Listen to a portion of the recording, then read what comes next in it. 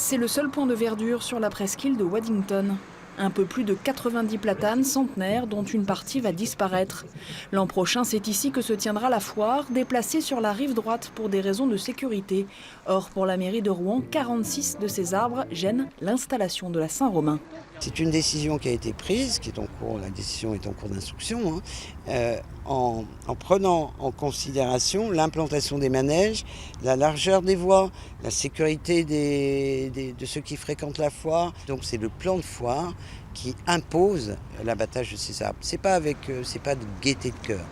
Pour les opposants à ce projet, les 12 hectares de la presqu'île, contre 6 hectares auparavant sur la rive gauche, devraient être suffisants pour accueillir la foire sans abattre les arbres. Surtout, cette décision s'oppose au discours politique. Ce sont des arbres qui sont magnifiques. Ils font quand même toute une entrée de foire qui pourrait être formidable.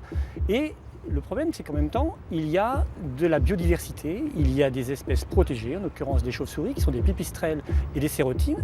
Et à l'époque où, dans le dernier Créama, la métropole se dit, un chantre de la biodiversité et nous incite à prendre soin des espèces, effectivement, ça pose une sérieuse question.